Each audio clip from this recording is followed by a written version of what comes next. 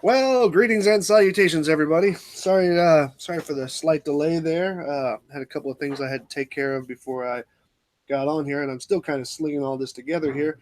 Now, you're probably wondering why it says Quickies 5.2%. Well, first, let me say hi to Gio and to Sean. Thanks for stopping by.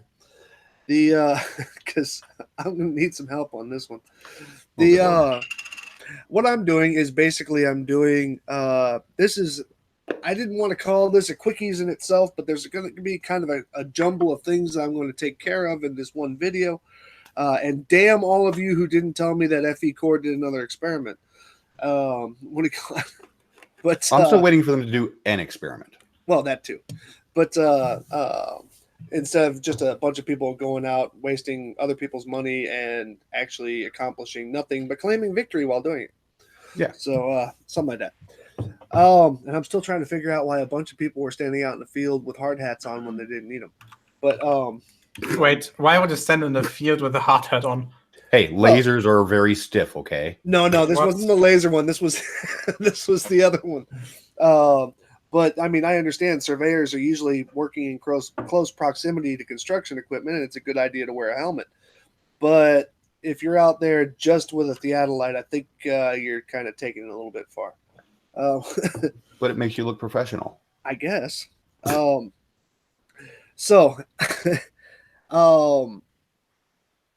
when I did the first run of the bending water test, where I was actually defeated by the very thing that I was looking to measure, in this case gravity, or the effects of gravity, I was defeated by the effects of gravity, of course, by leaks in the pipes. I have found 5 so far. Jeez. What the fuck? Well, Gio, you know when we were there, there were people riding their bikes up and down that hill, the berm and stuff. Mm-hmm. And I can only guess that had something to do with it because the pipes, as we rolled them out, were pristine condition. But I have found 5 inline leaks. So the 2 that we found at the joints where we all thought, that would be the most probable place for leaks, those were fine as far as I've tested them since then, and the fixes that we did on site actually still work. But I have found 5 inline abrasions that actually are actively leaking water. Oh, holy shit! So yeah, that's going to be fun on the next go round. Did somebody stab the hose with a knife or something? Well, no, these are like abrasions, like somebody just like ran over it, like I said, with a bike, or maybe kicked it or some shit like that. Because they only got 1 millimeter walls. Oh man. So if you get a good enough hit on it and stuff like that, you're going to have a problem. And this was also something my son identified while we were rolling them up. But unfortunately, it was dark and we were just like tired and cold and we wanted to get the hell out of there. But there was a couple of times he's like, "Dad, there's something wrong with these pipes." And now the pipes themselves were not bad. We're talking about the actual abrasions that occurred on site. So yeah, so that's been a whole interesting thing. But like I said, I was defeated by. Check out all the things I was defeated by in this. I was defeated by gravity. I was defeated by water escaping a pressure gradient. I was defeated by things going downwards. Because if they didn't go downwards, they would have shot out of the pipes. So basically, I was defeated by all the things that I was trying to show. But nevertheless, it's been because I've been doing a lot of packing up on that stuff and basically making it all ready to have another test whenever we get the opportunity. But so I am right now about to open up my first. Are these twist tops or are these? No, these are German. What do you call it? I'm going to open up my first one of these now. Gio, what is the title of this beer? I see Echt. So the stuff is called Echt Schlenkerler Rauchbierweizen, which means for the beer noobs here that the barley that is used for the fermentation process is not dried by just blowing hot air over it. Instead, it's treated like in a smoker. It's actually smoked with wood smoke. So the beer gets a kind of tasty, smoky flavor. It's just And just a warning, you'll notice it as soon as you open the bottle. Okay, all right. Well, I have a picture of it here because I don't. You know what? Ever since I got the new microphone, I haven't had my camera hooked up, and I don't even know where the hell it is. Let's see here. I had a photograph of the beer, and I was going to show it, and I do not know where it went. Actually, I know that the website is available in English. I posted in the side chat. But like I said, when Gio came out to help out, and he did so much work and putting together that live stream, because he came out and did all that, he brought me a gift of 2 beers, and they've been kind of rolling around in my car since then, and because I was just like, man, I don't want to bring those things into the house. I really don't. Don't mix them up with the engine oil. Yeah, well, I have a feeling it's not going to taste much different. Well, I don't have the pictures, but so. By the way, don't drink it out of the bottle. You have to fill it into a glass. Oh no, fuck that! I'm drinking it out of the bottle. I'm not going to waste a glass on this. But then you are not able to see the color. You know what? I think there's a reason why the bottle is brown glass, and I'm going to leave it that way. Trust me, you want to drink it out of a glass. Okay, so I had the first one. Jesus Christ! Oh. I have the first one open, and it's already starting to stink up my computer room here. Hold on. Actually, now that the fear is gone on that, it smells like a normal Dunkelweizen. Oh no, trust me, it doesn't. But no, it smells like it. I haven't tried to taste it yet. Yeah, no, it smells completely differently. You should maybe smoke less. Oh Jesus, here we go. So so let's go ahead and try this first. So Prost. Prost.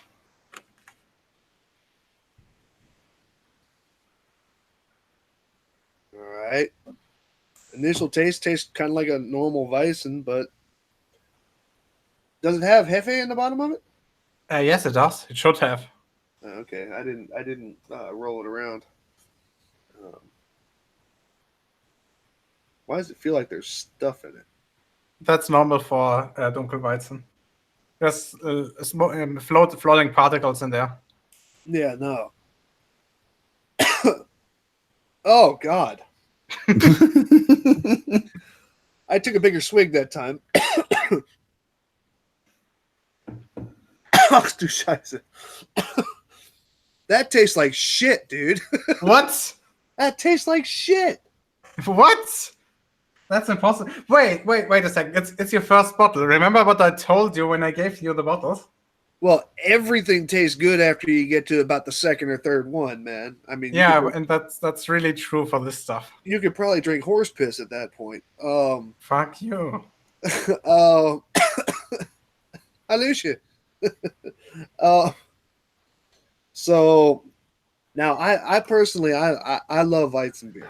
I like it more than Pils. I like it more than anything else. But I like Kristallweizen. I don't like. I'm not a big fan of Dunkelweizen, and Hefeweizen always tends to give me a headache. But yeah, that's normal. Doesn't mean you can't like it though. Oh, damn! All right. To get you off of the absolutely shit beer, I just gave you a link to possible solves for your cracked pipes. For my crack pipe. For your cracked pipes. Cool. I'll take a look at those in a little bit. All right. So, oh God, that stuff tastes terrible. All right. So there is actually a second narrative to this evening besides me just drinking beer, but I wanted to make it as light as possible. So who knows? Because this stuff is 5.2% beer, and to all you Americans out there, I am aware of the lawsuits that are out there against Anheuser-Busch and stuff like that for watering down their beers. So if yours says 5%, you're probably not getting that. But when you got a German bottle of beer and it says 5.2%, that's usually a guesstimation of how low it could be. Well, it's like, I'm gonna send you something in the internal chat to actually demonstrate what we would do with people that would water down or dilute their beers. Oh yeah, well, I think we fought 2 world wars over that by now. But Wait. Here's a picture. Christopher says in thing, American beer is like having sex in a canoe. It's fucking too close to the water. All right. Oh, you sent it in the back chat. Oh, you fucker. Now I gotta open up different windows. Aww. Yeah, I can see that. That's what he sent me. Yeah, Germans. I'm quite certain there would be a nationwide revolt if they found out like Warsteiner or something like that actually watered down their beer or something. There was a scandal a few years ago at Oktoberfest where they noticed that the mugs from which they were drinking, the mark, which marked 1 liter, was set a little bit too low. Well, yeah, I could see that, but which would cheat like every customer by like, I don't know, 20 milliliters or something. Jeez. All right. So here's what I've here's what well, I gotta shit. Damn this thing. Hold on. Because I have to do the double login thing. Hold on. There we go. And go like this. So I can get some audio through here without becoming a new wizard of new ways to mix music and audio. Let's see here. I just hate it when that thing keeps coming up. Okay, got that. Kind of like there. And then I'm going to go over here. Since I sent you guys the link. By the way, Sly, watch out that your Surface doesn't update itself today. The new Windows 10 update is out. Oh, toy. All right, so I think that's the one I'm looking for. Hold on. Oh, come on. Open. Rat bastard. So, there we go. Camera off. This. Okay. Join. That. Yeah. Did that By the echo? way, that's the wrong font. Just saying.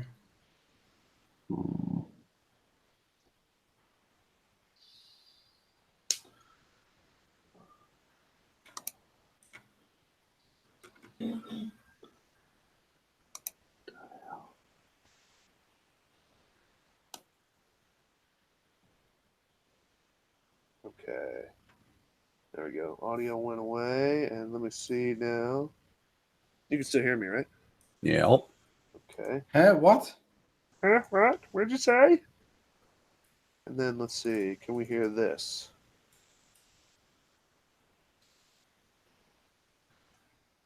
No, we cannot. Okay, so it's the wrong one. All right. So I need to go to the other one. Not that output. What? Chrisman in the side chat just said, I never liked beer even when I was an alcoholic. Okay, am I echoing? No. Okay. Good. Let's see what this does. You ignorant dog shit licking cake. Hey. I'm Hey, not that an works. ignorant dog shit licking piece of whatever. Okay. So I guess that's working. The sound quality is a little bit crappy though. I think Yeah, I are you noticed that. using voice meter? Yeah. Okay, go to the Windows sound settings because for some reason voice meter is set to a worse audio quality that it can actually deliver. You have to set that up manually. Hold on a second.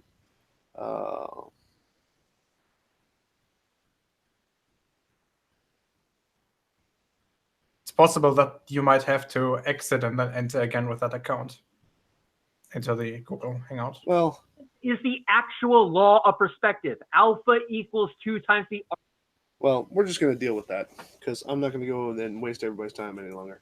Okay. What do you call it? So that's so I can play audio.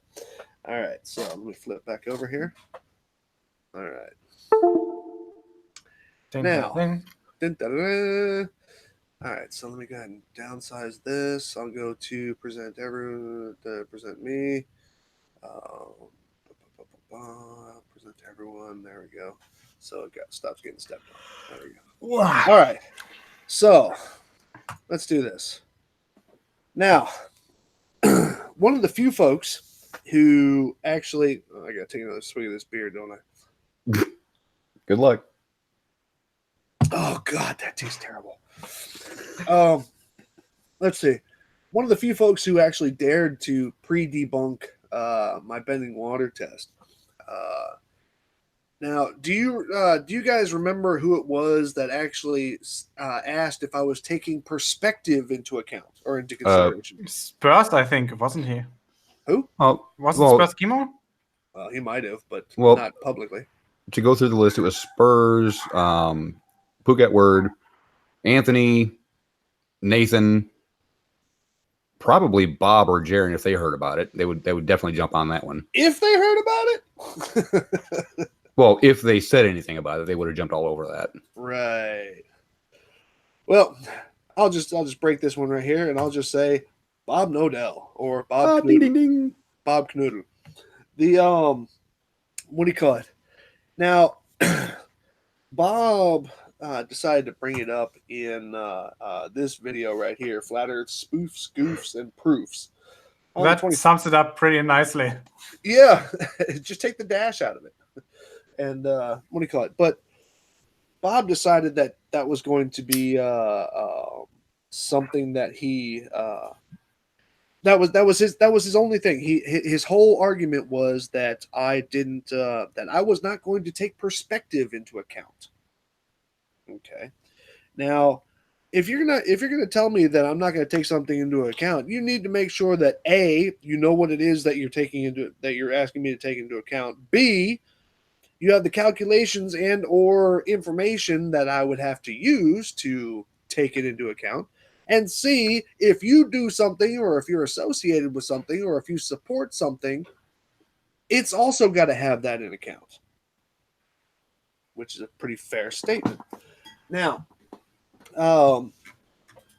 Bob and his cast of misfits, sorry about that. What do you call it? They decided that they were going to try and tear this apart. Now, it was actually funny to listen to. Let me make sure that I get the right cut here because I didn't get a chance to label them, unfortunately. Begging the question, proof of nothing. Oh, nope, not that one. Yeah. Let's God see. damn it, Sly, you have to you actually have to give a warning before you play Nathan. Is this bad that I keep trying to scroll up? Circle above a stationary. Oh no, that's not it either. Let's see. 3. Which one was it? Perspective? Has he taken into account perspective? It appears not. That's Okay, this is Bob and some other British dude with a really assed up accent. What do you call it? They were talking, and now this is just cuts of that whole thing. It's about, they spent about a good 15-20 minutes on it, and I wasn't going to put all that into this video, but it's them basically proclaiming that if somebody doesn't take into account perspective, then a test such as my bending water test or any long range optical test is obviously, is going to be some kind of a farce or is going to kind of fail. Now, just go ahead and listen to these words here real quick.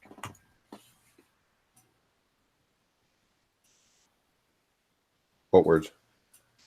Where'd it go? Has he taken into account perspective? it appears not. That's the thing that why absolutely not? blows me away. Why isn't he taking that into account? Is he just? Yeah. Well, that's I'm one thing that confused. That's the one thing that the ballers never seem to do. They want to take this orthographic type of view, when it suits them. But in this particular case, he's going to put the camera at one end, which is going to absolutely, the laws of perspective will then come into play. And essentially what's going to happen is he's going to see a diminishment of those things, going down, right, as well as the bottom, coming up. So essentially, it's the same old type of argument as when you're looking out over the horizon. They're saying that, oh, that's Earth curvature and not perspective. And once again, perspective is not even mentioned here. And that's now not mentioning perspective as if it could be avoided is silly enough. But they keep on going, and they keep on mentioning how perspective is not actually being taken into account in my test for some reason. I mean, I don't know exactly how. Sean, can you think of a way that I could actually remove perspective from camera footage? You would actually be up for a Nobel Prize if you could. I mean, are there cameras that can take away perspective? No, not to my knowledge. Right. Because the only type of camera that would be able to take away perspective, if such a thing existed, and to be honest, if it even had a purpose, would be one that would have such a narrow field of view that you could not see anything else anyway. So you would basically be down to like try and imagine a camera that takes like a 1 pixel image in one direction, almost like a laser beam, so yeah. But they went on. Hold on. what blows me away. Taking it from one side, there's no way that it's going to show anything straight at all, because he's completely omitting the perspective issue of it. And this is something that is so often encountered when you're dealing with ballers. They want to do their math based on an orthographic view, but when they look at it from a single point of view, from the observer's point of view, obviously because of perspective, it looks like it's curving away. Perspective make things curve away. Okay. Geo, you work with GeoGebra, right? Oh, fuck's sake. No, you don't have to get it out. But have you ever seen angular size make something curve away? No. At least not when I'm sober. Okay, so yeah, I guess that would be a good answer right there. Speaking of which, goddamn, this beer tastes like shit, dude. Ooh. You're not used to it yet. Just give it a few tries. Oh yeah, well, I'm becoming tolerant of it, which is telling me that I've already had too much of it, and I'm only down to the halfway point of the first bottle. Now, does or doesn't it taste like barbecue in a glass bottle? It tastes like drinking beer at a barbecue. Okay, that's actually fair. You know what I'm saying? Like sitting next to the grill and you're getting like a face full of whatever it is that's cooking on the grill while you're trying to enjoy your beer. Did you accidentally heat it up too much when it was in the car? I don't know. It doesn't look like Wurst. Well, it's supposed to have a brown color with lots of floating materials in that. Oh, that sounds fun to drink.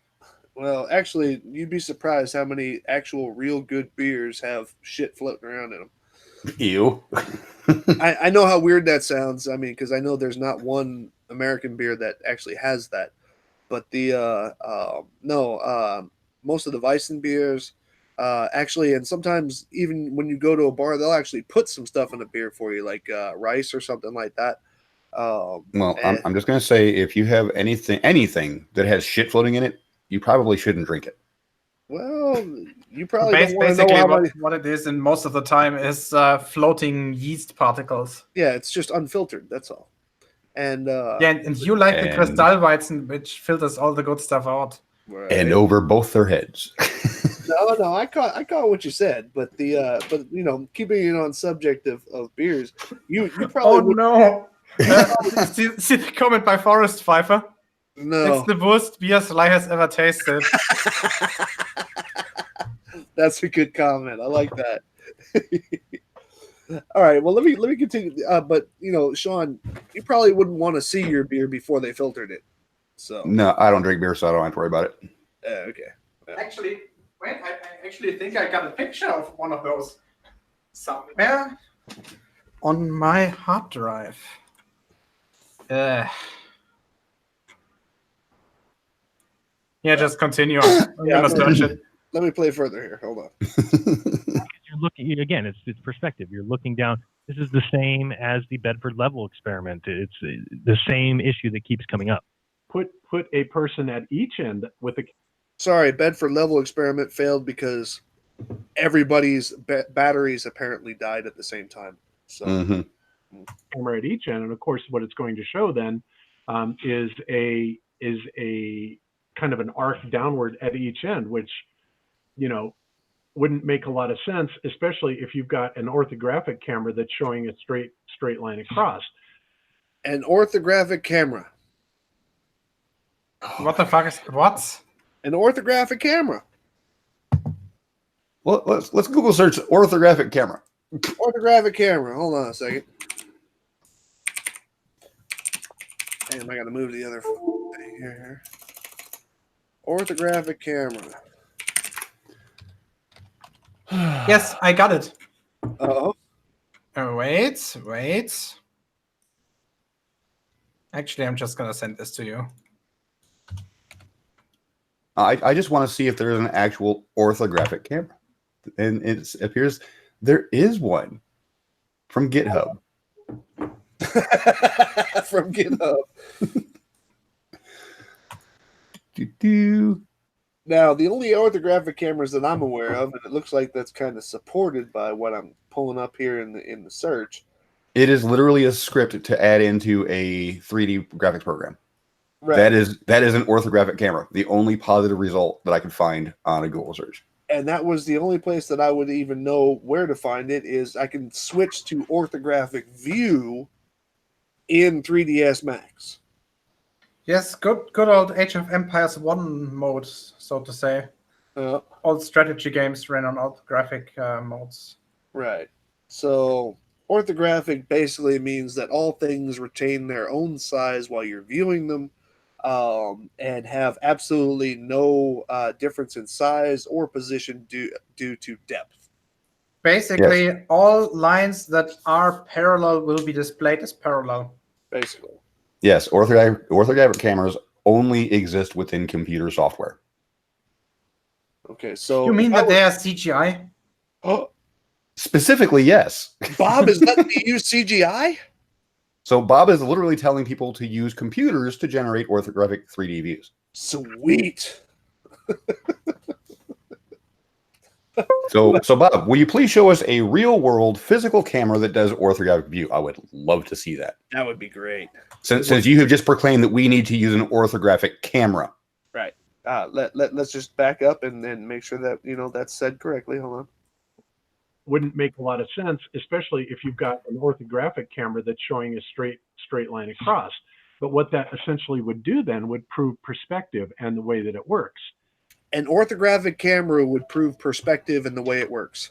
Now, just for clarity, an orthographic camera in a computer program is made to remove perspective. Right. And I will actually show this. Now let me be fair here. I realize we're womping on them about this. The orthographic view, meaning a two-dimensional drawing on a piece of paper representing a side view and the angles associated to it, would 100% show that perspective does not happen the way you guys claim it does by making it curve at any point, because you will have to be able to say that parallel lines cross and straight lines bend. Well, if you'd like to present me, I'll show them what the orthographic cameras in a computer program does. Okay, hold on. Jump back over here. Oh, where be you? There be you. All right, there you go.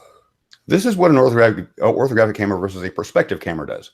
This is the perspective view that you would normally get in a standard 3D program, or you can do an orthographic script, which I can actually bring that up if you really want me to show this. These are the same images. One is orthographic, one is just standard perspective. I got another example as well. This is what it looks like when you use an orthographic camera.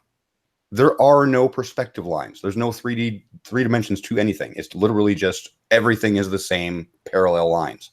Mm-hmm. You are not going to find a physical or orthographic camera, Bob, ever. The closest you'll ever get to it is a tilt shift lens. Mm-hmm. And Geo has. Yeah, wait a second. I'm still trying to find the. Man, don't butt in if you ain't got your shit up now. Come on now. Yeah, wait. The program updated itself and the GUI switch. Chat's got it right. It's called the Diablo view. Mm. So Bob again is talking out his ass to sound intelligent and just proving he's an absolute moron. Actually, honestly, Diablo is actually a little late. I would call it more the Zaxxon view.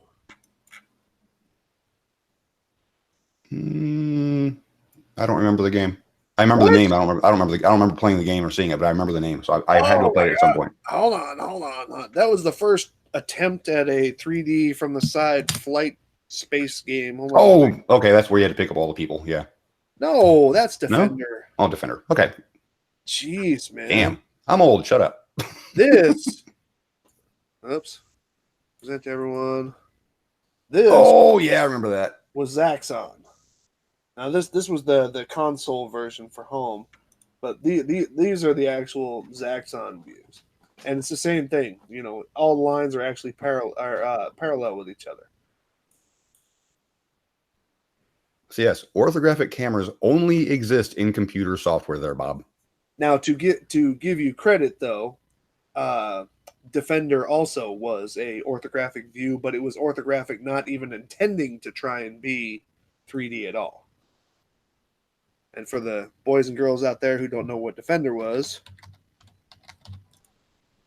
man, I remember playing. Oops. Yes, I found it. Hold on. Okay, this is disgusting, but I'm gonna show it. Are you still screen sharing me? No, you're not. No, hold on. This is Defender. Actually, this is the iTunes version. Sorry. The one actually from the video game just looked really cool. I just remember the laser looked all cool. But anyway, sorry. I think I need to restart this program. Presenting Geo. Okay. Well, basically, what this is a software called Repetier, which I use to fire my 3D printer with. So, do you see this cube? This one represents the printing space in which the printer can print 20 centimeters in every length. Right. And you can see that even though those lines are parallel, because this is a cube, they are not displayed as parallel in the software. Right. That is because that is a perspective camera. Okay, now I can actually switch that off by pressing this button and then pressing this button. And do you see how everything is now looking a little bit weird? Yep. That's because it's not following the rules of perspective anymore. Exactly. So this is now an orthographic view. Again, only exists in computer graphics programs. And I don't know if you can see this, but this actually looks super weird in person. Because obviously we are used to thinking that when this line is further away from me than this line, then it should be shorter.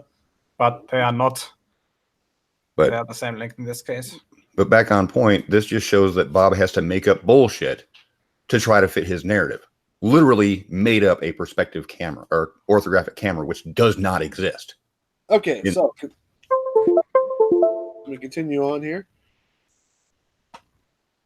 Oops. Come on, play.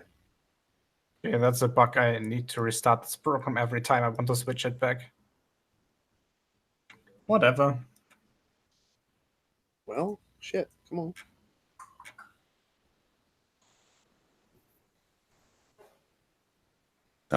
VSRR 83.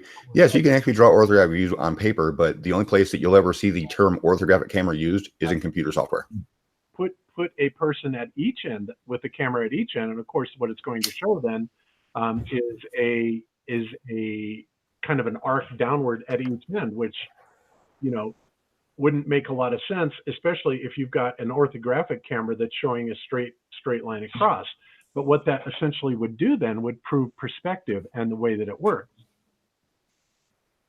Okay, so that was his whole discussion about perspective there. And so basically he demands that perspective, he and his British counterpart there, demand that perspective is taken into account, which would have to mean that there are calculations for that. Now, do they say those calculations? No. Did Jaron say those calculations? No. Did Crackhead Morgile say those things? No. Okay. Now, let me go ahead and do this next one here. So Yeah, I've come to the conclusion that any. Now, they also went on to a whole discussion about requiring a side-on view. Now, trust me, this is all going somewhere. The what do you call it? This was Crackhead Morgile's response, and I actually found his to be at least a little, oddly enough, a little bit more level-headed. Now, listen.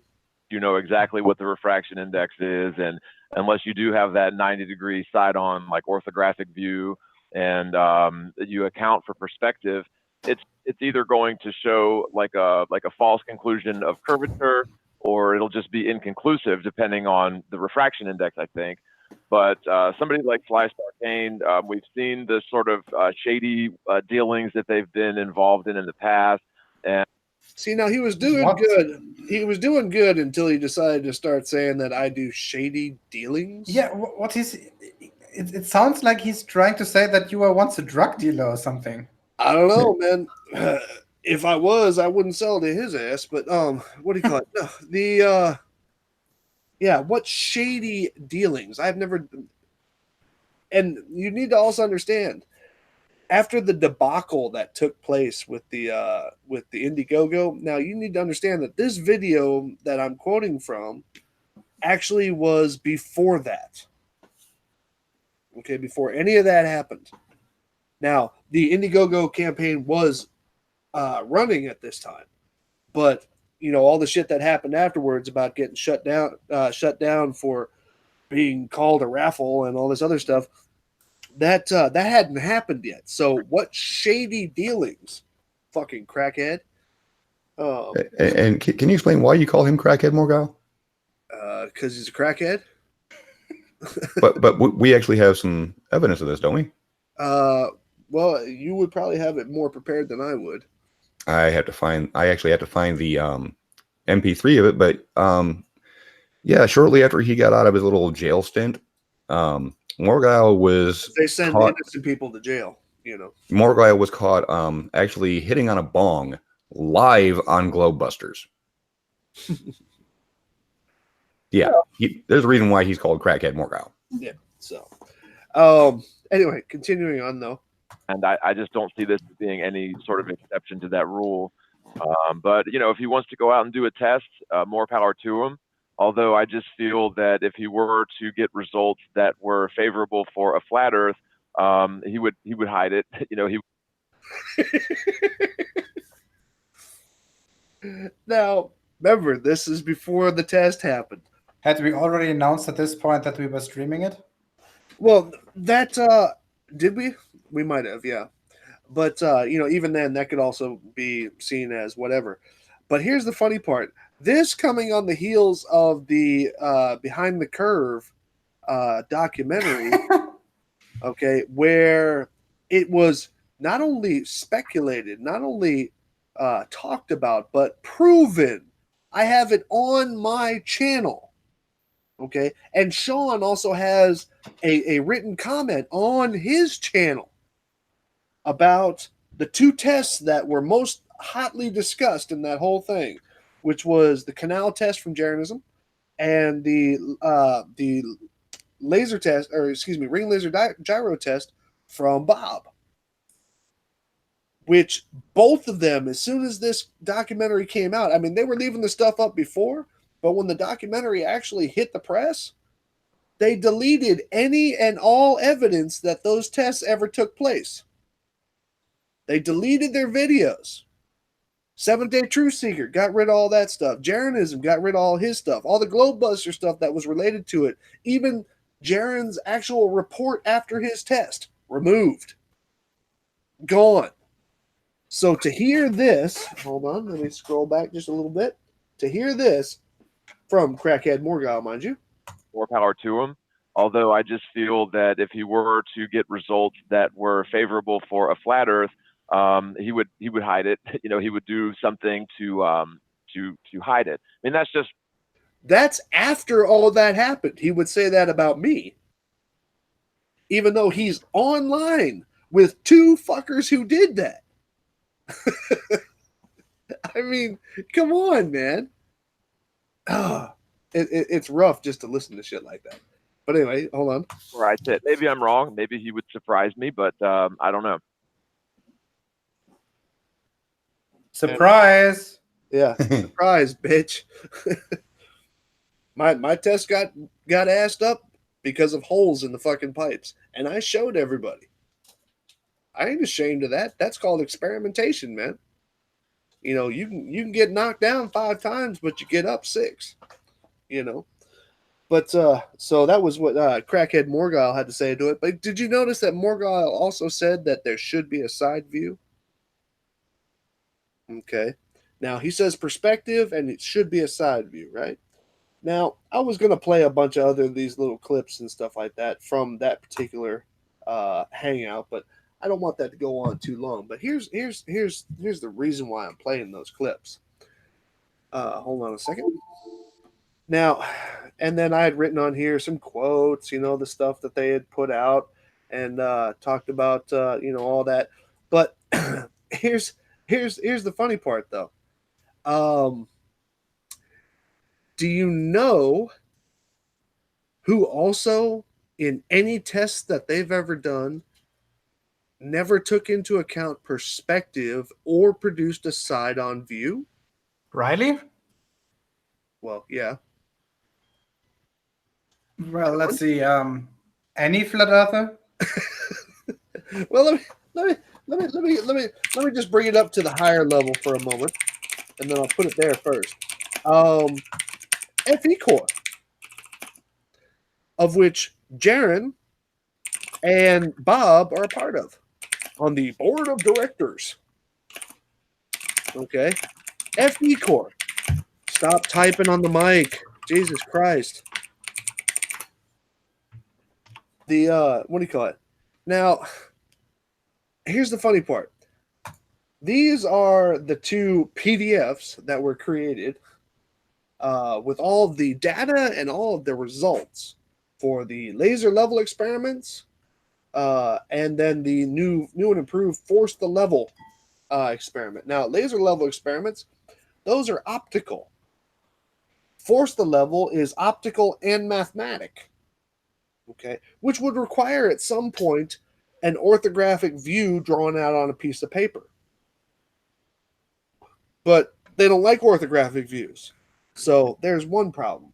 Second problem is, now I apologize to those who are on their smaller screens, but these are just screen caps of the first pages of these 2 documents. One of them is 32 pages long. The other one is 118 pages long.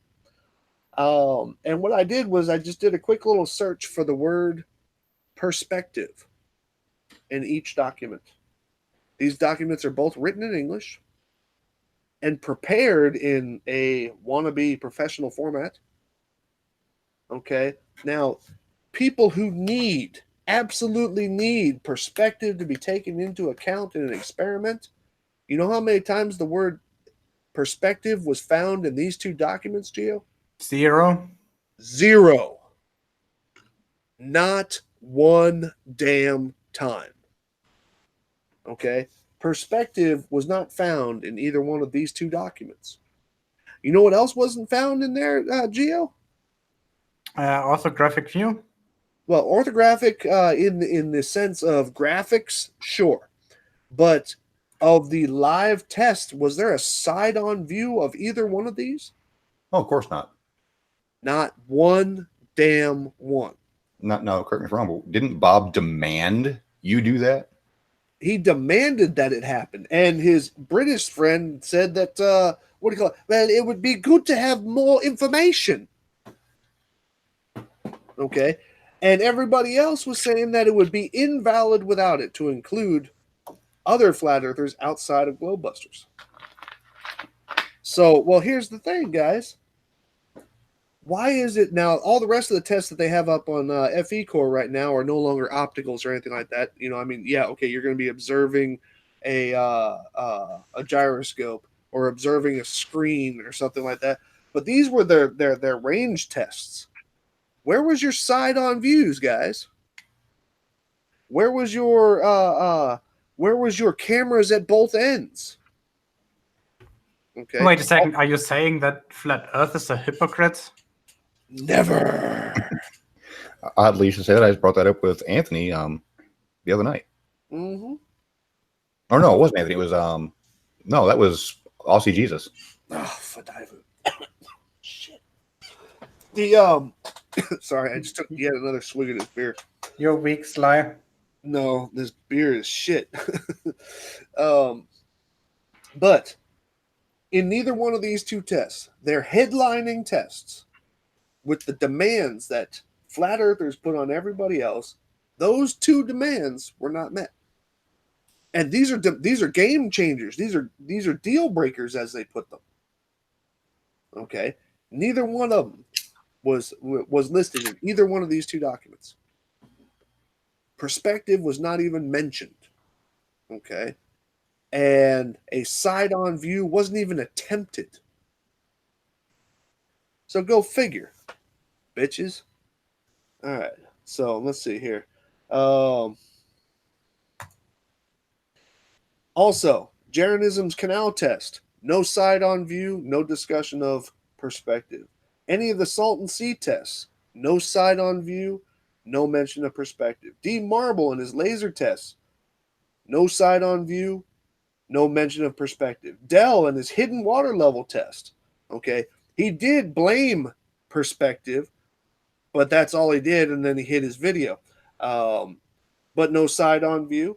Jaren's Bay laser and mirror tests. No side-on view, no mention of perspective. Ranty's photography gets blamed on perspective, but I don't see any side-on view. No, it gets blamed on compression and dirty error. That's true. Compression and dirty error, those are the new things. But Bedford level test. I don't know if I spelled that right. I was kind of typing it in my car. The Bedford level test. No side-on view, no mention of any perspective.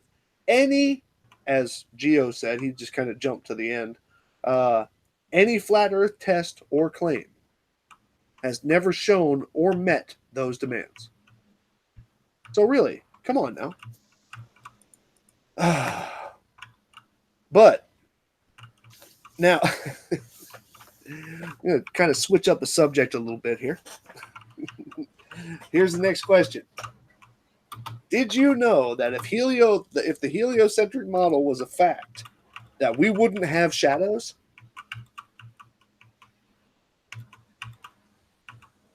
I heard somebody's typing get slower. Apparently, if the heliocentric model were a fact, we wouldn't have any shadows.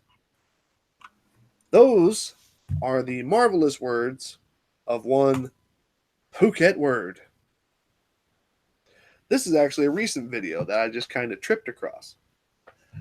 Now, according to Phuket Word, what do you call it? The sun circling above the stationary level Earth, this just makes sense, he says. Measuring the angles to the sun in an orthographic side view is just subjective reality, he said. So performing geometry is actually subjective reality, he says. Now, I don't know where he's going to get that from, but let's talk about the shadow thing, okay? First of all, he wants to say that this is measuring these angles is subjective reality. Not objective, subjective. Now, I would just like to make sure that, now I think he means that, they're personal, whatever, okay? But here's the thing. If you just bring it up on Google, this is the first thing that comes up, difference between subjective and objective. Subjective means something which does not show a clear picture or is just a person's outlook or expression of opinion. An objective statement is based on facts and observations. On the other hand, a subjective statement relies on the assumptions, beliefs, opinions, and influenced by emotions and personal feelings. So, now, Sean and Gio, whoever the fuck is typing, That's not me. Oh, sorry. check it out. Would you agree that this is a fair representation? This is my graphic. A fair representation of the sun versus the earth as far as sizes go. Yeah, approximately. Yeah, without actually going into pixel measurement, I'd say that's a fair assumption. Okay, I'm going to let you know that is 100% down to the kilometer. Mind you, pixels are going to be larger, but down to the kilometer size comparison of the earth and the sun. Now, which if you zoomed in on the earth, it would look like this with here's the sun, right? Now, is this have you ever seen a scale model of the earth and the sun where the earth is this close to the sun? No. No? Well, guess who has? Oh, no. Oh, PW.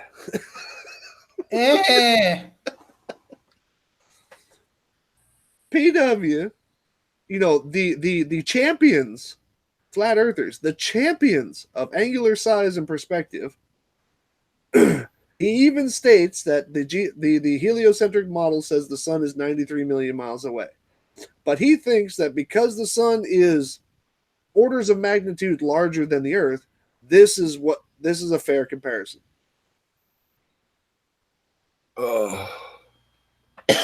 Now we've seen yeah, no shit, Tommy. That's scale for you. Now we've seen other people do this exact same thing, trying to talk about the only way we would get parallel light from the sun and all this other stuff. I know Thrive and Survive's done it. I think Subarats did it once. You know, I mean, we've seen a similar graphic to this, but this is what he is actually stating is the heliocentric model. The sun being this large and this close. But in that, you're going to love this, man. And I'm going to thank PW for this. Okay. PW actually acknowledges. Now he went on to talk about this would be the shadows with those parallel lines, blah blah blah. But then he turns around and he actually comes out and says it. He says, "But we wouldn't have shadows on the globe with the sun this big and the globe here. We wouldn't have shadows because light would not only come from here, it would also come from the sides." yeah, and that's how we get umbral and preumbral shadows. Exactly. Umbra and pre-umbra. Penumbra. Penumbra. I'm sorry. Wow, this beer's fucking with me. What do you call it? You're weak. I don't drink much, man. What do you call it? I would like to thank PW for pointing out that he says that shadows wouldn't exist. Not because I think shadows wouldn't exist, and not because I think that's even a discussion point. Because in this particular sense, that would be 100% true. If this was actually what anybody was claiming was true. But now what you need to do, PW, you need to go to Subarats, D-Marble, Jeranism, and probably a whole slew of other flat earthers who have denied the existence of Umbra and Penumbra. And also, Thrive and Survive, yeah. And you have also debunked anyone who has deliberately misconcluded that the moon's size is equal to the shadow size during an eclipse. Because you have acknowledged the existence of Umbra and Penumbra with this fucked up ass diagram. So, but, just because I'm me, okay, just because I'm me, the reason why this is a problem, yes, the sun is orders of magnitude larger than the earth. But it's also a shit ton of kilometers away. Meaning that as you go further away, that view, those angles that you were talking about that would crisscross, okay, which would eliminate the shadow if it's really close. But as you get further away, they narrow. This is obviously not a scale view of the Earth and the Sun, but you get the point. And once you get far enough away, currently right now, I think, what do we got? 0.54 degrees of divergence? Yeah, about half a degree. That's Yeah, correct. about a half a degree is a nice fair number. Yeah, that's where that comes out. So you can guess how far away and how small the Earth is compared to the Sun. So I would just like to, because you've had yourself a Hilbonio moment here, and by fucking up scale and trying to draw a conclusion about it. I was talking to somebody in his chat, and it's just basically it's PW performing reductio ad absurdum, just making something sound silly, just so he can say whatever he wants to about it. But hey, whatever. Now, someone else who has a problem with geometry, and this one's actually kind of fun for me. Of course, is Nathan Oakley. One of Nathan Oakley's favorite claims that he repeats over and over again amidst all of the insults and swearing that he does on his channel, which he forbids everybody else to do. Yes, the Jerry Springer of Flat Earth. That's an insult to Jerry Springer. Yeah, no shit. Yeah, but not to the trailer trash that he hosts. So, Wait, are you talking about Springer or Oakley? I'll just say yes. What do you call it? One of Nathan's favorite claims is that the Earth curve calculator does not include perspective. Now, of course, I would love to see his calculations of perspective so we can hold him accountable for that. We've seen him attempt a couple of things, and he even let go ranties saying that Snaefell Mountain was like 50 miles high. That was funny. But that is what that is. But now, one thing that I would like to acknowledge as a small victory on my side is that Oakley actually changed his claim of the perspective omitting Earth curve calculator to the perspective hijacking Earth curve calculator. Now he just because I put out a video.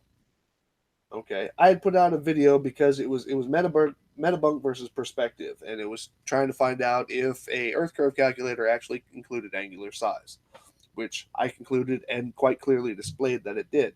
3 hours later, he had one hangout. It was called QED something whatever, and then the next day he had this hangout, Flat Earth Debate 362, which the last time he mentioned it before that was on 354. And 354, he was still calling it the omitting perspective omitting Earth curve calculator. But at 362, which was the day after I released this video, he actually states that he is now calling it the perspective hijacking one. Now, he gave credit to that to another person he was in a discussion with, but you need to know that the person that he was having a discussion with actually stated that it didn't, that an Earth curve calculator, his summary was that an Earth curve calculator did not have or did not include or angular size in it. He stated that. And yet Nathan Oakley turns around and credits him with the new titling of it, which I thought was really funny. Yeah. But so we got that. And now Oakley now should I bust out these videos? Yeah, screw it. Well, no, I'm gonna put that together in another video. I wasn't expecting this to go this long.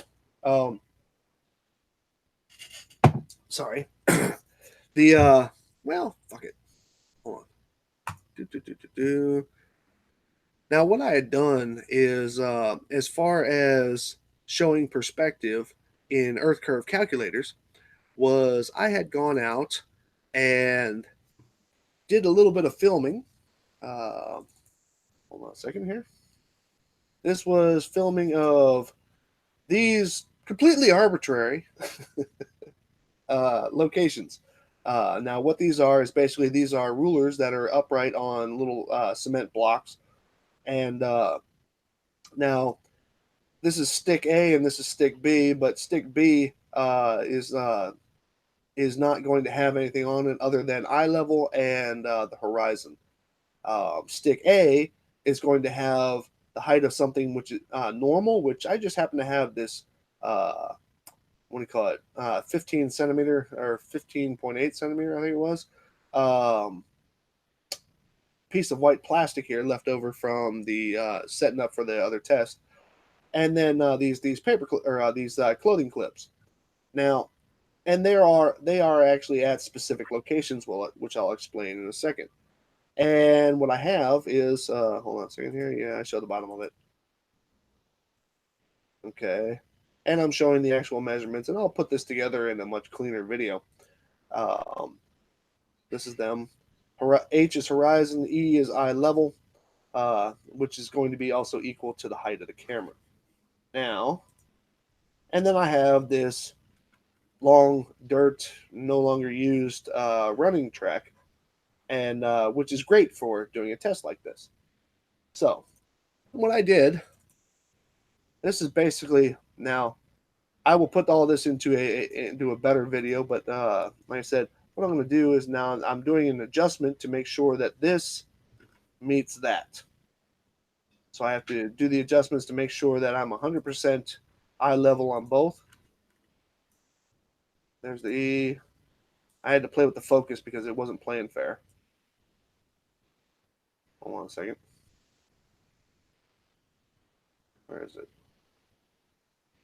Oh, wait. I had already found it. Hold on. Krismer wants to know if you're using an orthographic camera for that. No, I'm using a perspective light. But nevertheless, what I was doing is I lined up the camera so that the top of this clothespin and the top of that clothespin were in perfect alignment. There's actually a line on the screen of the camera itself. So that's what I was using to align. So then what I did was I walked on down there towards the end, and what I did was I had simulated. I had basically just done to scale a earth curve calculator calculation for I think it was 39. This one is at 39 meters, and this one is at 11 point something. I don't remember anymore. But like I said, I'll put it together later. And then I was just changing these to the bottoms and the tops here, changing the location of this big piece of plastic to represent the drop that was actually put in for the Metabunk Earth Curve calculator, and was showing that where the lines matched up, or where the lines met up, was actually showing the correct amount of drop and hidden, because obviously this was the horizon. The horizon would be like right about here. Like I said, I'm going to put this together. The horizon would be like right here, and it was showing the proper amount of hidden of this particular device, or this particular piece of plastic here. This is when I started actually messing with the manual focus because I was tired of waiting for it to actually show. And hold on a second. You'll see that here. Okay, so you can see that it's cut off right about here. And according to the Earth Curve calculator, that was how much was supposed to be cut off. I'll show you those numbers at another time. Now, I don't think, as you just joked about, I don't think I could do this in orthographic view. Okay, and I cannot escape that perspective would be in this camera view. So ultimately, if I'm putting these things at the measurement stated in the Earth Curve calculator, and I am using the drop levels that are stated in the Earth Curve calculator for those distances to scale, and they're coming up with the same conclusions, then that means perspective is involved in the Earth curve calculator. Period. There's really no other way to put that. And because obviously I got perspective involved here, right? So, and then, I actually walked this out. As a matter of fact, I'll let it walk out just so you can see these numbers. It was 11 point something. Yeah, I think it was like 11.29, represented as 11.29 kilometers. And then the other one going all the way out to the end was 39, right on the button. And those were all the numbers that were involved there. Now, I started everything at 60 centimeters high, as in eye level was 60 centimeters high. That is actually supposed to represent sea level. Sorry about doing that, but my camera on its tripod, the lowest I could get it was like 53. And so I decided to move up to 60 to make that my sea level, my starting point. And plus, the other part is that if I'm going to drop something below eye level, especially if eye level is supposed to be at sea level, I would have to dig a hole to actually see it. And I'm not going to do that. So I raised everything up just so it's able to be seen. But so Nathan Oakley, sorry, bud. I've told you this enough times, and I know you don't listen. I know you don't care, and you'll find some excuse out of this tomorrow. But the Earth curve calculator does include perspective. It does include angular size, and it is correct. So, and I can show you that with many other examples. And by the way, this arbitrary piece of plastic here that I was using is actually the height of Blackpool Tower. And the distance. Actually, Sly, you have shown this many times that it does work. Oh, I know, but I've shown that in computer form, not in live. Ah, okay. And because, obviously we can't use computers, except for when you're a flat earther and you need to show a graphic of something. But no, I've done this. I did this live so that there's no way that anybody can make any other argument about it. This right here was a representation of looking at Blackpool Tower from the boathouse near Hoy Lake, or wherever that boathouse is, that lifeguard boathouse. You know what I'm talking about. And as viewed from 10 meters above sea level. So I guess you'll just have to deal with that one, Riley and Oakley. So that was pretty much that. And then let's see, what else did I have here? Now, I have to say one thing, and this was an answer that I told somebody that I would give them. So I'm going to go ahead and give it. And this is the Cosmic Surfer. Now, Cosmic Surfer, to the best of my knowledge, is a flat earther. However, you might notice that I speak to him differently than I do to people like Bob or Jaron or Oakley or something like that, because number one, he has never really come at my channel in a negative way. Okay, I believe that I could probably have a discussion with Cosmic Surfer, and he could walk away with his opinion, I could walk away with mine, and we'd still be cool. Guys, I'll have to head out for today. Okay. So thank you very much for joining. And Wait, for letting me join. Yeah, this is my third fucking hangout today. I'm getting tired. I think you're actually you've probably been drinking more of this shit beer than I have. No, not today. By the way, it's not shit. I'm on the second bottle, so. Okay, well, have fun with that. Yeah, thanks. Have they gotten any better, Sly? No. Anyway, yeah, thanks for having me on. So see you guys next time. Who's done? This beer is Sean, that question was like asking somebody after their third root canal, do you get used to it? It's just like, no. Well, here's the thing, Sly. You know the beer is shit, yet you still keep putting it in your mouth. Mm-hmm. Well, I gotta drink it. Well, you can probably fertilize some kind of fungus with it.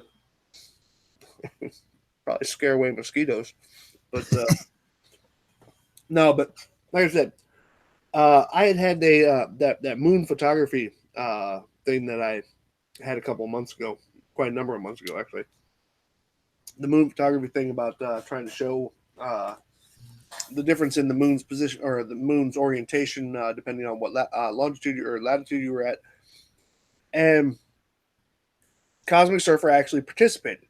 So, and I have to honestly say this, and he also brought the best fucking pictures.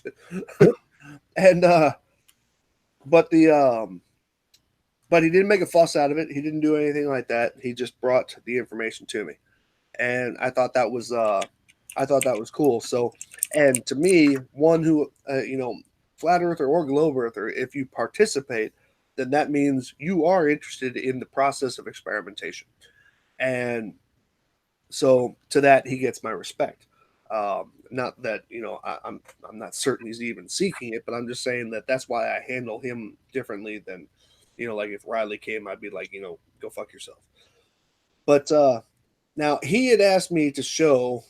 He had said, I don't know if he was echoing this from somebody or where he got this from. I have not heard anybody else say this, but he says that Earth curve calculators do not work both directions.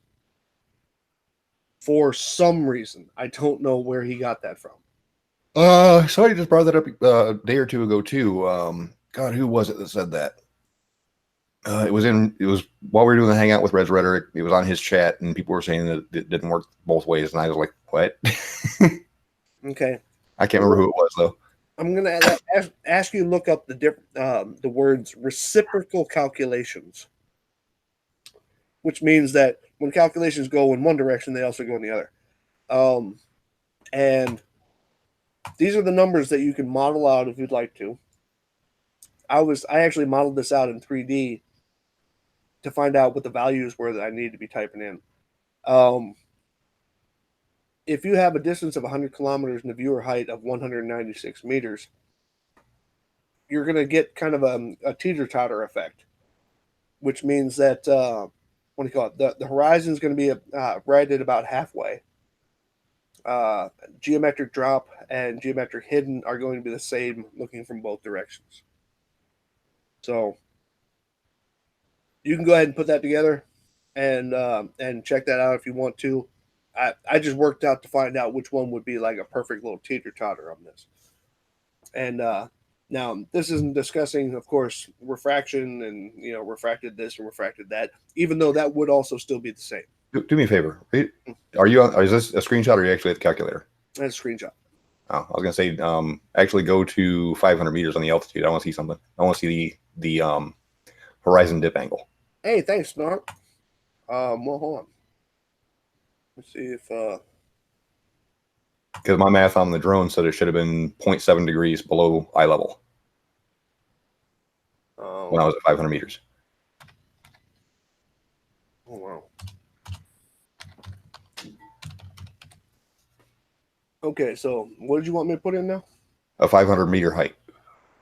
500 meters. Oh, wow. Real measurements, Red. Real measurements. Well, I could have said 1,640 feet. Yeah. 500 meters at what distance? It doesn't matter. I'm just looking for the horizon dip angle, which I calculated out to 0.7 degrees. 0.718, yeah. Look at there. So, yeah, I'd say the Earth curve calculator works pretty well. Mm-hmm. I mean, it's not in this sense. Claiming that it doesn't work in reverse is like saying that I don't know, 4 or 2 plus 2 equals 4, but 4 doesn't equal 2 plus 2. It's a redundant point. It's nonsensical. Which actually leads me to another experiment I'd like to try with both drones if I can get the clearance to fly that high. If I can do another 500 meter flight, I'm going to put both drones up, one just to where it can see above the tree line to see the horizon, and then put the other drone up to 500 meters and watch a sunset. Because the drone on the ground or the drone near the ground, the sun will already be set, while the drone that's 500 meters will still have a full view of the sun. As cool as you and I and other rational people would find that, the rest of the world would probably not find, or the flat earthers wouldn't find it that well, because you could say that it was just, when you edited the video together, they were just spaced apart. No, that's the lovely thing about live streaming and with two devices. just move the camera from one screen to the other. Mm-hmm. God, this beer tastes like shit, dude. But of course, to fly that high, I actually have to get a waiver for it, so that might take some time. Oh, you know what they always say. It's easier to ask for forgiveness than it is for permission. Yeah, but now there's actual legal ramifications for doing that with the new FAA rules. Yeah, like I said, you gotta get caught first. But that's just me. Sorry. Of course, nobody should be out there breaking your local laws or regulations about drone flight. Otherwise, we're all going to get banned. And I did point that out, Flying Hamster, that I would have to get a waiver to fly that high again. Mm-hmm. So yes, that's already been addressed, and you apparently missed it. But let's see. Did I really have anything else in this? Hold on. Let me see something here. There was that. No, there was that. Oh, did you know that in order for you to have a Mirage, you have to have certain clouds in the sky? That I was not aware of. Mr. Thrive and Survive, man. He claims. Oh God. He claims to say that somehow mirages are impossible on certain days, but on days that have specific types of clouds, to include those with fog, that's when you'll get superior mirages. I don't know, man. Fog blocks out the sun. You don't get a fucking mirage. And I've even shown that. But so that's whatever that is. I actually used fog in a video one time showing that back when they were on the whole kick with the more air you have to look through, the less you can see, but as you gain altitude you can see further even though you're looking through more air. I actually used fog to my advantage and just about destroyed the Mavic in doing so, because when it came down it looked like I put it through a waterfall. Yeah, one day we had really, really heavy fog, and I only went to like 400 feet. And yeah, once you fly through that condensation, man, your thing comes down like it just came out of a car wash. Yeah, it was. I really was worried that the drone would have been destroyed. I didn't fly it again for like 3 weeks. I actually had, and it's also one of the reasons why I don't use BECs when I fly my planes. If you don't know what a BEC is, it's a battery eliminator circuit, which basically means that it'll control your receiver and your servos, and also your electronic speed controllers with your flight battery. It saves weight, so you don't have to have a 4 AA battery pack up there with you to control your servos. However, if you know you're going to be flying in inclement weather, you might want to consider not using the BEC and actually putting in those AA batteries, because I went flying up through fog because I had always wanted to get shots of clouds flying in and out of clouds and shit, and with my plane, and the humidity and the fog was so dense. I mean, I still got my downlink of video, but it was so dense that when I came down through it, so much moisture and condensation and then ultimately water accumulated on my plane that it got to my my flight battery and blew it up. As in, I came down, it looked like a fucking meteor. I mean, because there was just like there was that much smoke coming out of the cockpit of my plane. But the cool part is while it did blow out one of my ESCs and all that, it did not blow out my my receiver, because of the fact that I was using the flight battery. So I actually glided in dead stick with the front of my plane on fire. And it was cool as shit. But I mean, it's just what you got to do, man. But the Mavic handled the fog really, really well. It's just I would never risk that again, seeing how wet it came down. Well, I could say something about the Mavic. There's actually a video out there of a guy who was filming himself four-wheeling, just kind of like through the woods and shit. And he was crossing this stream with his truck, and he backed up the Mavic, and unfortunately, the Mavic doesn't have the reverse sensors. And then, he caught himself up in a tree limb, and then it fell down and went down into the water. Just like kakloosh, it was down in the river. And he finally found the thing, and he showed these pictures that he had, just disassembled it as far as he could, and then had it on the heaters of his car, and it came out just fine. Yeah, still, I would never risk fog again after seeing how bad it was. Mhm. And like I said, it handled it like a champ. Mhm. I'm just not going to risk that again. I knew it would like get some condensation out because you're flying through water vapor like crazy, but I didn't think it would come down looking like it just came through a bath. Yeah, no, I've had that once or twice now. Actually, you know what? I actually got that when when we were doing the thing for the Tammy video. You remember when we were doing those shots there? And I was actually flying up in a snow-covered mountains in Bingen, which is a good little bit west of me. And it's really a beautiful area and stuff like that. You know, these vineyard hills and stuff like that, and the Rhine River cutting through it. And all of it was snow-covered with this really low-hanging cloud. And I had originally wanted to do the 2Ms. I had actually written them out in the snow. And then, I was just kind of flying up directly from there and then flying up into the cloud so that so it kind of faded all by itself. And man, when that thing came down, because the battery and the chassis was so warm, it actually came down wet, even though everything else around it is frozen. It was really weird. Yeah. I don't think the yellow M's would have came out really well though. No, not like that. I kicked them out, man. Given the context of that video, that just really would have sucked doing that. Yeah, a little bit. Yeah. But no,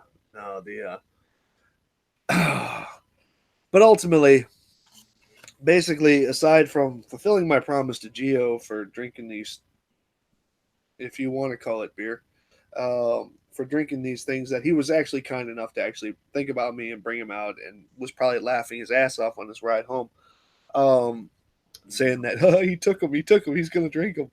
So what is the fate going to be for the remaining 4? What's that? What's the fate going to be for the remaining 4? What do you mean? I thought he gave you a 6-pack. No, he only gave me 2 of them. Oh, okay. So you only have to suffer a little bit longer. Yeah, and but I mean, like I said, I don't drink that much. I don't find a functional purpose for it. I really don't. And so it's not like I'm against people who drink. I don't like drunks, but it's just not a thing of mine. But no, but that was all the material that I really wanted to present tonight, and it was basically nothing more than once again demonstrating the hypocrisy of flat earthers demanding things of everybody else, but not demanding of even the people that they have doing experimentation. Okay, everybody, to include PW said that doing things in an orthographic way is worthless because it's subjective somehow. Which it's just bad, man. It's just bad. But people like Bob Knudel, Jeranism, Crackhead Morgile, people like that, they are dead set, and whoever the British punk was, are dead set that my test, which I have already displayed quite clearly, and I'm actually thinking about filming something about this weekend, about having a side-on view. I don't know if they're mistaking that as an orthographic view, or does Bob actually think an orthographic camera actually exists? I think they're mistaking side view with orthographic.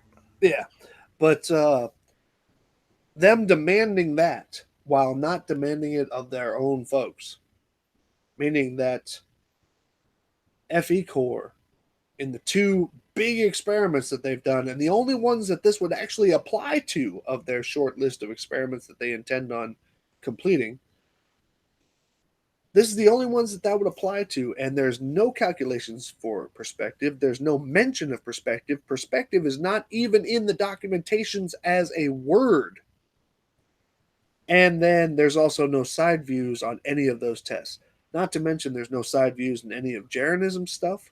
What do you call it? There's no side views in Dia Marble's stuff. There's no side views in, not that his stuff was even really amazing, but there's no side views in any of the Salton Sea stuff. Okay? None of them. There aren't even incremental measurements. So, hearing that level of critique just tells me that flat earthers are basically running out of gas, man. flat earthers really have nothing else.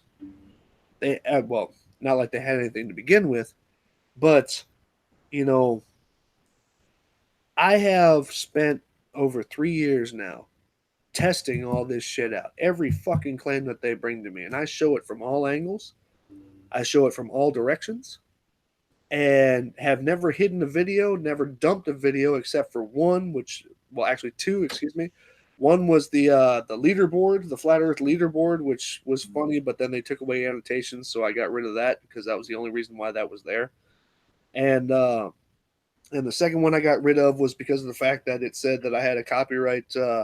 I had to decide if I was going to fight a copyright issue with Warner Brothers, which I decided I wasn't going to do because the video wasn't that important anyway. But aside from that, no. And yet, these are the guys who delete their videos when they get proven wrong on stuff. You know, delete people out of their comment sections so that they appear right to everybody. You know, so every one of these idiots, and yeah, I'm going to call you idiots and liars. Okay. And yes, I'm talking to Bob. I'm talking to Morgile. I'm talking to Jeranism. I'm talking to D Marble, Mr. Thrive and Survive, PW, Antonio Subarats, Ranty, fucking Riley, Oakley, all you bitches. Every one of you. Okay. Not one of you has held up your own standards that you demand of everybody else. And I have. And I'm pretty proud of that, actually. You know, I would never hold anybody else to a standard that I wouldn't meet myself. And all these bitches turning around saying that, you know, I didn't this and I didn't that and shit. I'm sorry, man.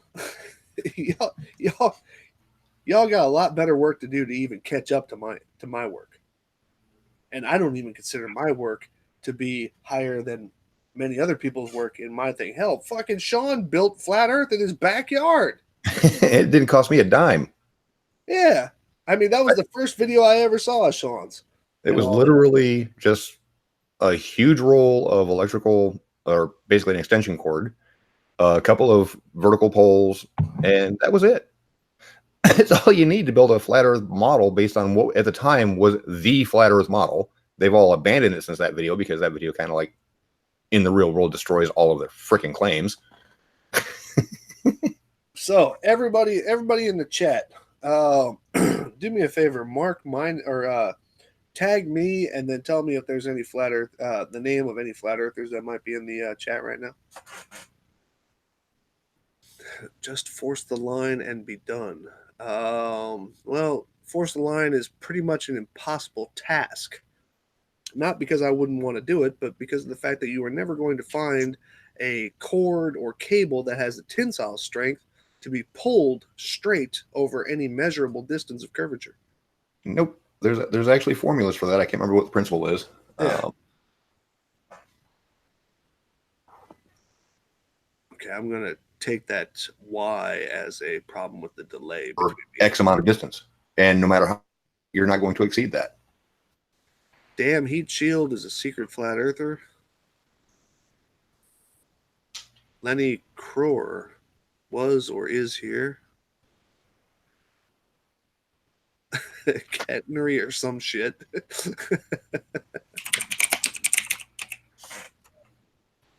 No Brian Mullen experiment. Well, if Brian Mullen, help me out here, Sean. Brian Mullen, that's not a, who is that? It sounds familiar to me.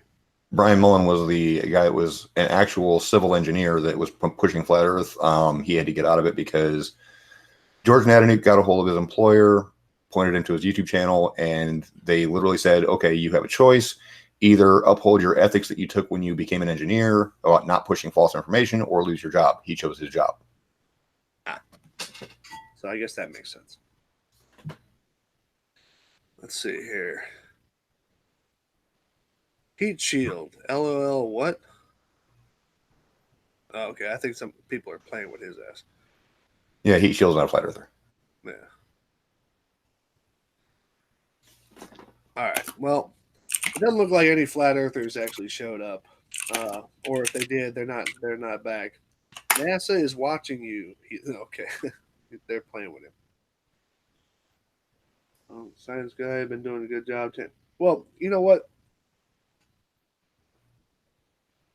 As far as plugging other folks, now this is funny.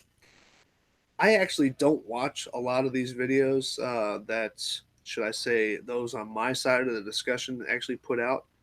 And it's not because I don't watch them because they're not right or anything like that. I don't watch them because they're I'm quite confident in what they put out. You know, people like Sean, people like Reds. Well, Reds is actually just one hell of a fucking debater. No, he really is. You know, I mean, Reds has done a couple of things. Don't get me wrong. He did the measurement of the ISS, and he did the sun size thing, and he's done a couple of really good opportunistic photo shots. But no, Reds is actually an awesome fucking debater because it seems like he, more than somebody like me, he hears and calculates.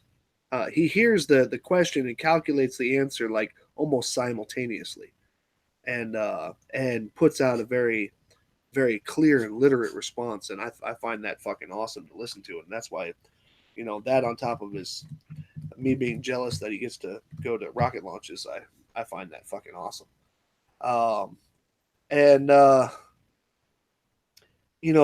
There's people out there like I don't think I've actually ever watched a Simon Dan video. I don't think I've watched a lot of, but haven't really gotten involved in a lot of Wolfie videos, because I know these fuckers know their shit. And me being there would be nothing more than me milking in, or just at least tanning in their light. You know what I mean? And what do you call it? So when I see all these other fuckers, with all this great stuff, I'm just like, hey, the more the merrier. Go out, do your own experimentation and stuff like that. But when flat earthers come to me claiming about bullshit reasons about why experiments don't work or what they think an experiment's supposed to have in it and what it's not, check your own shit first. Because I'm actually going through my subscriptions that people I'm subscribed to. I'd say about 30% are actually shape of Earth related. Most of my other subscriptions have nothing to do at all with anything other than the people who make videos make entertaining videos. Well, the funny part is that I go over to my, let's see. Oh, and by the way, they changed the link for the comments to go into classic comments. It's not a 2 at the end anymore; it's a 3. So, I get great guys like this who come over and just call me a prick. No, as far as the people that I'm subscribed to, I'll show you who I'm subscribed to because my list is not long. Reds, Geo, Sean, BPS Space because he does awesome fucking rocketry work, as in model rocketry. Action Lab, of course. Root said because I'm learning Arduino. Surf Perzel, Gouda, Wolfie. PC Vote because I was trying to win a computer. This is actually an ex-coworker of mine. And, of course, Skunk Bay Weather in case they come out with some more zoomed-in photography. That's it. Those are the only people I'm subscribed to. Yeah, I am currently subscribed to... dang it. We're out here. I am currently subscribed to 2, 3, 4, 5, 6, 7, 8, 98 people. 51 drones. Has nothing to do with Save the Earth. 331 E-Rock, which is a guitar channel, which he does really good covers on a lot of songs. Action Movie Kids. He does great work. He actually worked for DreamWorks or Pixar for a while. One of the two. He's actually a professional CGIer. Sweet. LK, which he hasn't done anything for a while. I kind of miss seeing him around. Actually, guy has changed his name. I don't know who he used to be. Angry Pumpkin, he hasn't been around in a long while. Anti-Citizen X, I subscribe to because he's actually a conspiracy theorist, I believe. If my memory serves properly, he's not done anything in forever either. Armored Skeptic, who's only done like 2 videos about Flat Earth. The rest of it's just about debunking bad arguments. Astrobrant 2, which actually used to go under another name. He's gone into video games, but before he used to be into the moon landing stuff. Astronomy Live. Jared, Baldy Cats, Because Science, great channel. I don't like the Because Space offshoot they're doing on it, but that's because personal preference. I don't like the person they have doing the show. Mm-hmm. Brendan Kavanaugh, which is a pianist, so it has nothing to do with the shape of the Earth. Brian J. 1962, he used to be in the debates. He has one of the most amazing voices on the internet. He stopped doing videos a while back because of YouTube being a douche. Captain Disillusion, another channel I highly recommend. He is very, very undersubscribed. Kara, I'm still subscribed to her, even though she hasn't been around much for anything, but I'm never going to unsubscribe to her. She does really good modeling stuff. Chocolate Hat hasn't been around in a while. He has been debunking a lot of different things. The last thing that I think he was doing was GMOs and some of the crackpots about them. CinemaSins you can't not be subscribed to CinemaSins. Sorry, even though they get some things wrong. It's a very, very opinion-based show. Conspiracy Cat's Cool Hard Logic. Crashes is one of my new subscriptions. He is a flat Earth or anti-flat Earther. He's actually getting ready to do a 0G test with a density tower on a really, really big RC plane. So keep an eye on him. Really? Yeah. You know, I'm working on that very same thing. I'm making my own RC vomit comet. Yeah, that's exactly what he's actually getting ready to perform. Oh, fuck. His channel name is Crash's RC Budget Builds and Reviews. He's kind of new to the whole flat Earth thing, but he's got the equipment all ready to perform this test. He's just getting all the little final details down where he's actually going to put a 2-liter for his density column. Yeah, okay. Well, that's a much larger and heavier weight. But what I was actually going to do is I was going to put I have these 50 caliber shots for wrist rockets, and what do you call it? I was going to put I had 2 film canisters. Actually, they were about the size of film canisters. They're actually glitter canisters. And, one I was going to fill with water, and one I was going to not fill with water, and then put them on top of my plane with my camera on them, and then just basically go into a parabola and watch both through the liquid and through the air inside of the cans. Watch the steel BB go up, and watch them both go up at the same time. Therefore, proving that it's a force that's holding everything down and not the density of the fucking water. Right. Then of course I got Critical Think. David Ridlin, I don't remember what his channel is about, so it's been a long time since he's done anything that I've ever noted. David Unger Music, because he does really good music. Ridlin? That sounds depressing. Yeah. Both of Daz are the Cameron Brand's channels. Because he's got one where he actually puts his videos up, and he had another one that he set up specifically for people for his more controversial videos, which he doesn't use that very often. Drone Valley, again, nothing to do with Shape of the Earth. Yeah. Epic Rap Battles, which Fight the Flat Earth, 5 Red Pairs. Flamingo Boot is a debunker that has done a couple things, but it's been a while since he's done anything. Flat Earth Math, Flat Out, GeoStrubber, Godless Engineer, Greater Sapien, How It Should Have Ended, It's Okay to Be Smart, Jacksepticeye, again, highly underrated YouTuber, needs more subscribers. Jelly's Marble Run. This is an interesting one. I actually watch his stuff just to unwind because I know who you're talking about. I watch his shit too. It's hilarious. Second. Jelly's Marble Run has literally the Marble Olympics, and he's actually getting ready to finish out the series for 2019.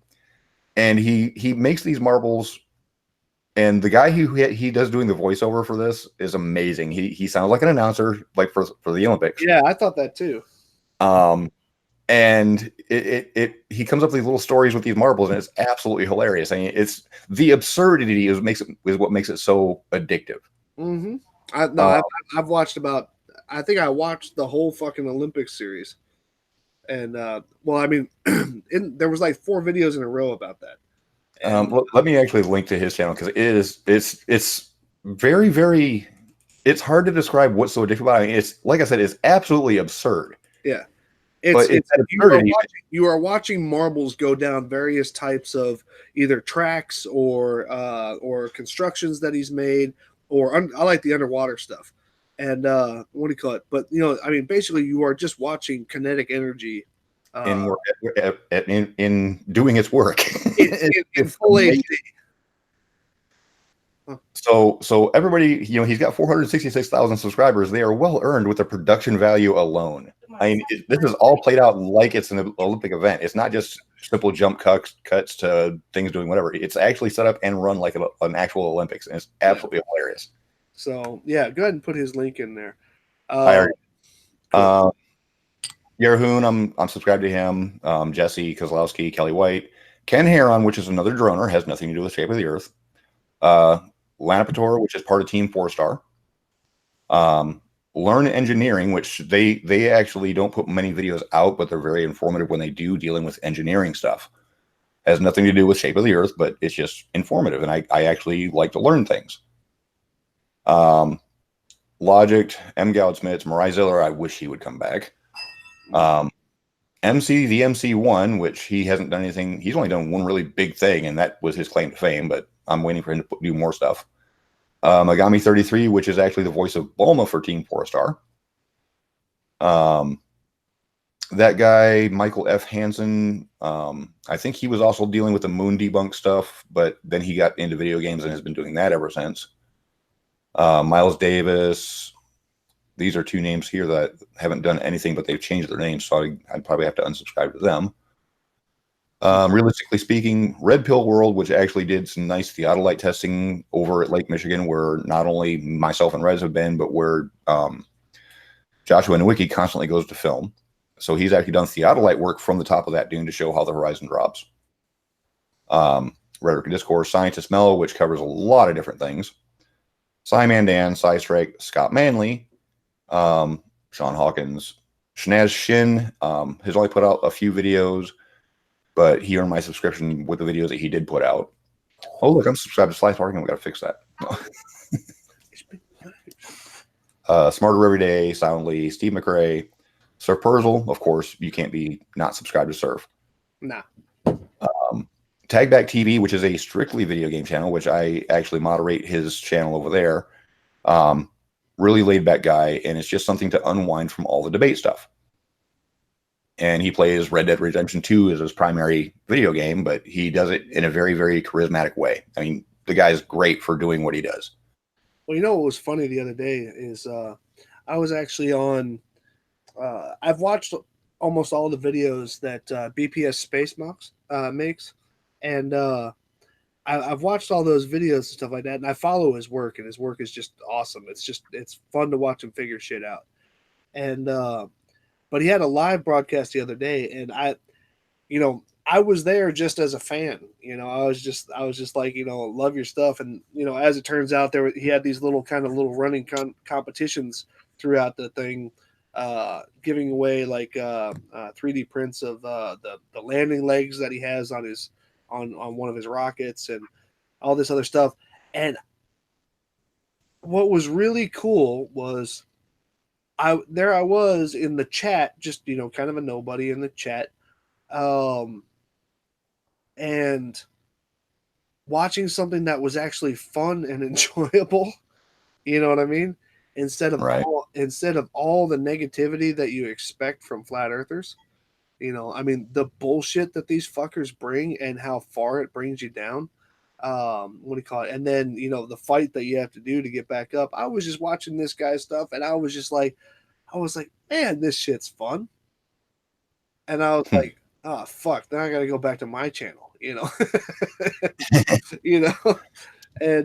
which is not to say anything. I don't enjoy hanging out with you guys. It's just it's when you want to have, when he has a technical discussion with somebody, trying to figure out new things and stuff like that, it's a common forward motion to figure out something new. Not a, well, you're full of shit and blah blah blah.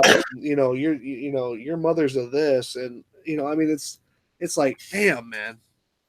And so it was. So I watch a lot of. I love the guys from How Ridiculous. I love those guys. I'm not subscribed to them, but I do see them constantly in my recommended feed. So I'll watch the videos. I'm just not subscribed to them. Oh yeah, no. Well, I mean, I'm not sub to it. Like I said, I'm only sub to a few people, but I watch. There's certain channels that I watch a lot of shit on. What do you call it? I'll watch every now and then Dude Perfect, but I think it's turned up a little bit. What do you call it? Whereas the How Ridiculous guys, I just find them hysterical. And well, I actually early on in my YouTube life, I actually watched Dude Perfect for a while until I realized that he was literally taking thousands of takes until he got that one perfect shot. Well, and yeah. he played it off like it was his first attempt. And that's what I dig about the guys at How Ridiculous is they show how many attempts it fucking took to get that shot. Right. And what do you call it? And the whole process to it, which I find interesting. And then what do you call it? Adam Savage's Tested. I watch that constantly. I'll watch that periodically. I'm not a really big fan of that show. I love Adam Savage. I just don't follow the show, all the time. It's just if it pops up, it pops up. I might click on it. I might not.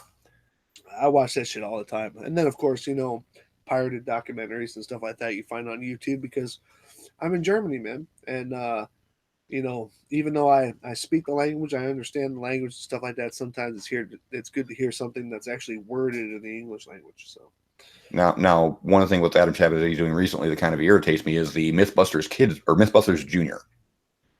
Well, he's been doing that, but they just do short clips because they want you to watch the actual show on their network. Yeah. They don't, so they put it in like just the results kind of thing on YouTube. Right. So I find that kind of annoying. That they try to pimp their stuff out that way.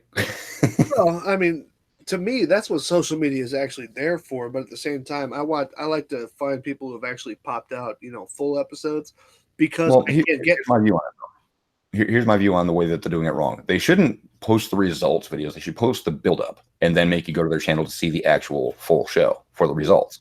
Yeah. I think they're pimping it wrong. You're pimping. If you see the results, there's no reason to see the build-up. You're pimping the kids wrong, man. Yeah, stop pimping the kids wrong, man. Yeah, there's a soundbite for everybody. More channels, House City Alpha, Team Skeptic, Team 4-Star, which has nothing to do with Shape of the Earth, but they are hilarious. Yeah. TFS Gaming, not because of the game. I don't watch that for the gaming. I just watch that for some updates that they don't put on their main channel. Right. Film and Game Theorists, of course. Mm-hmm.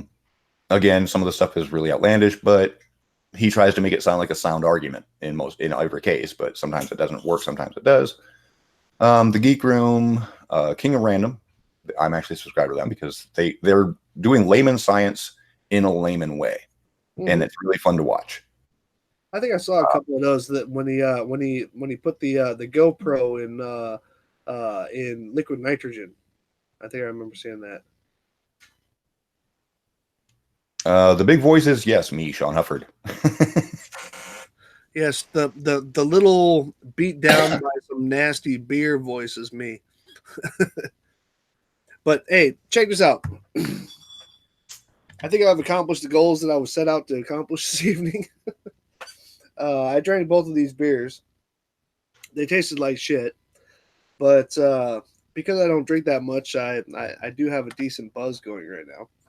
And so that's probably only entertaining to other people who might be drinking, which most of you are in the States. And if you're drinking right now, it's probably a wee bit too early and you might have a problem.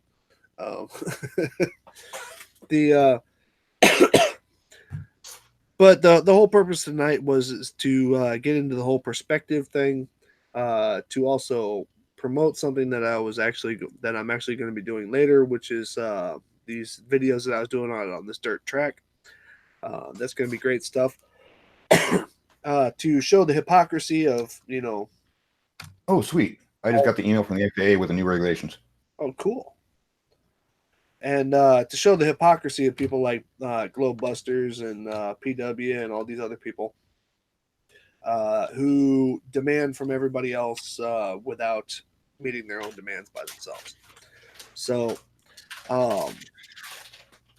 I think I'm going to start winding this up. Sorry to sound like I'm kind of running out of steam here, but after this was also after a full day of work, so I'm just kind of worn down. And no, I'm not going to keep the drinking going, man. After this, I'm going to have a cigarette and go to bed. But as always, Sean, I appreciate you stopping by, man. Anytime. It was definitely informative to have your insight on things. Gio, even though you're probably in bed, vielen Dank. And everybody else who came by and who's backing up my channel and backing up my information. Make sure that you pass along my messages of hypocrisy to the to those who I mentioned this evening. Let them know that I mentioned them, and so they can, come up with some bullshit excuse as to why I took them out of context or somehow misrepresented their claims, so they can make brand new ones, and I can make another video next week. Yay! But for everybody else, I just hope all you guys have a great weekend. Don't drink this beer that I have that was given to me, unless you're a really hardcore drinker. I'm sure they probably dig it a lot more. But I'm winding out, and my battery's going down, so I got to get. And it sounds like Sean's starting to get the eye as well. So, so ladies and gents, I really appreciate all y'all stopping by, and we'll see what we got coming up next. Okay, so y'all have yourselves a nice night. Oh my god! Oh my god! Ooh. Oh my god! Oh my god! Oh my god! Bulge.